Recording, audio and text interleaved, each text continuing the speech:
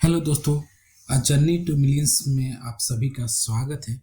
आज है 15 दिसंबर, दिन है रविवार। तो आज मार्केट बंद रहती है। तो चलिए आज हम लोग कुछ शेयर मार्केट के बारे में जानें। से स्टॉक मार्केट को हिंदी में शेयर बाजार बोलते हैं, जहाँ पे बहुत सारी कंपनियां लिस्टेड है। जो कंपनी स्टॉक मार्केट में लिस्टेड है उसी कंपनी का स्टॉक को आप खरीद बिक्री कर सकते हैं। स्टॉक का मतलब हिस्सेदारी। जैसे कि किसी कंपनी को आगे बढ़ना है, उसको और कोई ब्रांचेज खोलना है, उसको पैसे की कमी है, तो अपना हिस्सेदारी जो स्टॉक के फर्म में बेचती है, तो उसी को आप स्टॉक मार्केट में लिस्टेड है तो आप खरीद बिक्री करते हैं और आप एक्सपेक्ट करते हैं कि आपको वहां से प्रॉफिट होगा, कंपनी अच्छा करेगी। तो वो आज के फॉर्म में, पहले के ज़माने में ये कागज़ के फॉर्म में आपको हिस्सेदारी जो स्टॉक्स है मिलते थे। अब वो आपको डिजिटल फॉर्म में मिलते हैं, डीमेट अकाउंट होता है, वहाँ पे आपकी इसकी होल्डिंग होती है। उसके बाद लोगों का प्रश्न होता है कि शेयर बाजार कैसे काम करता, कंपनी क्यों शेयर बेचती है। जब किसी कंपनी को अपने बिजनेस को बढ़ाने के लिए पैसे की जरूरत होती है तो वो क्या करती है, अपने हिस्से का जो शेयर है वो मार्केट में बेचती है। जो ये प्रोसेस होता है, जब आप फर्स्ट टाइम वो कंपनी लिस्ट होती है तो इसको आईपीओ बोलते हैं, इनिशियल पब्लिक ऑफरिंग।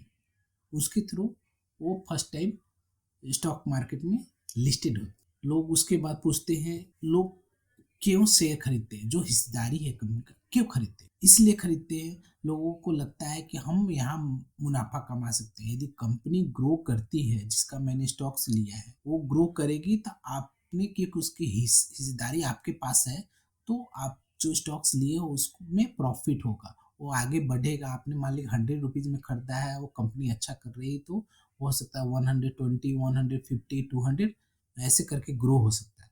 लेकिन उसी तरीके से यदि कंपनी अच्छा परफॉर्म नहीं करती तो उसकी परफॉर्मेंस में नीचे जाएगा, तो उसका प्राइस घट सकता है। 100 का जो स्टॉक्स है हो सकता है 80, 50 या 20 का हो सकता है। उसके बाद लोग पूछते हैं, शेयर की कीमत है, जो प्राइस है, कैसे तय होती है। ये प्राइस, जब मार्केट में जब कोई कंपनी लिस्ट होती है तो उसका प्राइस का कोई मूल्यांकन नहीं है कि कैसे उसकी कीमत तय होती है। वो टोटल डिपेंड करता है कि उस स्टॉक्स का डिमांड एंड सप्लाई क्या है। मान लिया किसी स्टॉक्स का डिमांड बहुत ज़्यादा है तो डेफिनेटली उसका प्राइस बढ़ेगा। जब किसी स्टॉक का डिमांड घटेगा, सप्लाई ज़्यादा है, तो उसका प्राइस गिरेगा।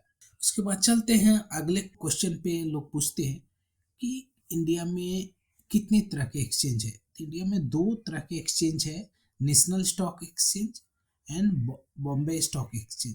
तो नेशनल स्टॉक एक्सचेंज को मेजर करने के लिए निफ्टी है, जो 50 कंपनियों को मिला के बनती है, जिसपे आप देखते हैं कि निफ्टी 24,000 है। उसी तरह से सेंसेक्स सेंसेक्स में बीसी के, जो बॉम्बे स्टॉक एक्सचेंज के 30 प्रमुख कंपनियों के शेयर होते हैं।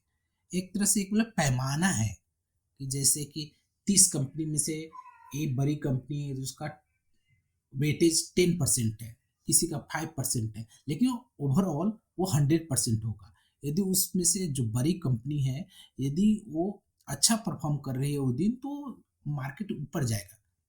यदि वो जो बड़ी कंपनी नीचे जा रही है तो इसका मतलब उस दिन मार्केट लोअर साइड में जाएगा। लोग पूछते हैं कि शेयर बाजार में जब आप इन्वेस्ट करते हो तो फायदे और नुकसान दोनों हो सकते हैं, तो आप पहले से आप उस पर रिसर्च कीजिए, एनालाइज कीजिए, तब इन्वेस्ट कीजिए। ओके।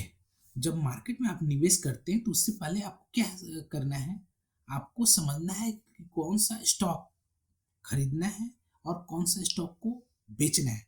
उसके लिए मार्केट में दो चीज़ें चलती है, जो आपको उस बेसिस पे आप कोई शेयर को खरीद बिक्री करते हैं। तो उसके लिए है कि एक फंडामेंटल एनालिसिस होता है और दूसरा टेक्निकल एनालिसिस होता है। ये दो तरीके हैं जिसके माध्यम से इन्वेस्टर और ट्रेडर किसी स्टॉक को खरीद बिक्री करता है। तो पहला क्वेश्चन बनता है कि फंडामेंटल एनालिसिस होता क्या है। फंडामेंटल एनालिसिस किसी कंपनी का जो असली मूल्य है, जिसको हम इंट्रिंसिक वैल्यू कहते हैं, उसका और करंट मार्केट प्राइस को जानना है कि कम है, ज़्यादा है, या हम कित या उस शेयर जो है उसका पी रेशियो क्या है, प्राइस अर्निंग रेशियो क्या है, ये स्टॉक्स लॉन्ग टर्म के लिए कैसा है, उस कंपनी का डेब्ट इक्विटी रेशियो कैसा है, कंपनी का होल्डिंग कितना है, उसका प्रोमोटर कौन है, उसका अर्निंग पर शेयर क्या है। ये फंडामेंटल एनालिसिस का पार्ट है जिसके बेसिस पे आप तय करते हो कि यार ये कंपनी का परफॉर्मेंस बहुत बढ़िया है, हमें इसमें इन्वेस्ट करना चाहिए। जो लॉन्ग टर्म इन्वेस्टर होते हैं वो अपना फंडामेंटल एनालिसिस के बेसिस पे उस कंपनी में इन्वेस्ट करते हैं। तो फंडामेंटल एनालिसिस के प्रमुख पहलू क्या क्या हैं, जैसे कंपनी का बिजनेस मॉडल क्या है, उसके मैनेजमेंट कौन कौन है, कंपनी कौन सा बिजनेस क्षेत्र में काम करती है, कंपनी का मैनेजमेंट कैसा है, उसके ऊपर कोई आरोप रूप तो नहीं है। उसके बाद कम उसके बाद आप चेक करते हो कि कंपनी का फाइनेंशियल स्टेटमेंट के बारे में, बैलेंस शीट के बारे में, कंपनी का जो एसेट है, एसेट मतलब संपत्ति क्या है, उसकी लाइबिलिटीज माने उसने कहाँ कहाँ से लोन ले रखा है, उसका इक्विटी क्या है, कंपनी पे कितना डेप्ट है, कर्ज है, और उसके प्रॉफिट एंड लॉस स्टेटमेंट देखते हैं कि लास्ट कितने सालों से कंपनी प्रॉफिट और लॉस कर रही है, या कंपनी के कितने मुनाफे हैं पर ईयर और क्वार्टरली रेवेन्यू और एक्सपेंसेस क्या है। उसके बाद है कि कंपनी कोई चीज़ में डील कर रही तो उनका कैश फ्लो कैसा है कंपनी का। उसके अलावा बहुत सारे फैक्टर अदर फैक्टर है, लेकिन प्राइस टू अर्निंग रेशियो क्या है कंपनी का। जो उसके बाद हम देखते हैं कि अर्न जो जितने शेयर हैं उनके मार्केट में, उसमें यदि वो उनका अर्निंग को चेक करते हैं कि अर्निंग पर शेयर क्या है, तो that is called the EPS. EPS क्या है, डेब्ट टू इक्विटी रेशियो हमने बात कर ही लिया है कि कंपनी पे इक्विटी की तुलना में डेब्ट कितना है, कंपनी कित ROE, return on equity, company कितना रिटर्न करती है एक इक्विटी पे। उसके अलावा कुछ बाहरी फैक्टर्स भी है जो हम अपने फंडामेंटल एनालिसिस में इन्वॉल्व करना चाहिए, कि कंपनी कौन सा इंडस्ट्री से बिलोंग करती है, इकोनॉमिक कंडीशन उस सेक्टर का क्या है, सरकार की नीतियाँ फेवरेबल है अनफेवरेबल है उस सेक्टर के लिए कि नहीं। ये हम फंडामेंटल एनालिसिस के अंदर में सीखते हैं। वही technical analysis is good for short term investor और जो ट्रेडर हैं, जो based on some chart some indicator जो मार्केट में एंट्री एंड एग्जिट करते हैं, तो मोस्टली वो टेक्निकल एनालिसिस को यूज करते हैं। तो टेक्निकल एनालिसिस के भी बहुत सारे पहलू हैं। उसको लाइन चार्ट होते हैं, कैंडल स्टिक पैटर्न होता है, उसके बाद बहुत सारे इंडिकेटर होते हैं ये चेक करने के लिए कि शेयर अप जाएगा कि डाउन जाएगा।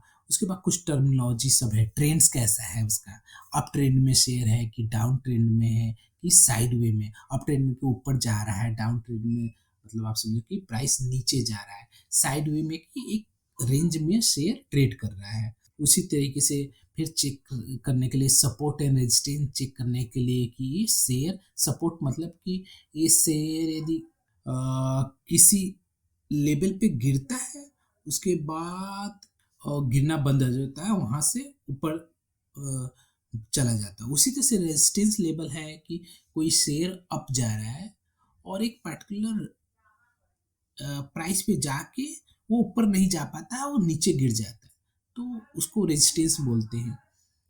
उसी तरीके से बहुत सारे टेक्निकल इंडिकेटर्स हैं जो नॉर्मली अलग अलग ट्रेडर अपने एनालिसिस के बेसिस पे यूज करते हैं। मूविंग एवरेज कि किसी कंपनी का 20 डेज का मूविंग एवरेज चेक करते हैं, 40 डेज का, 50 डेज का, 100 डेज का चेक करते हैं कि कंपनी का प्राइस किस डायरेक्शन में जा रहा है।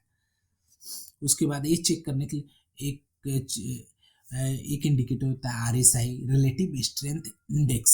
इसके इससे हमें पता चलता है कि ये हमारा जो स्टॉक्स है ओवरबॉट जोन में है कि ओवरसोल्ड में जोन में है।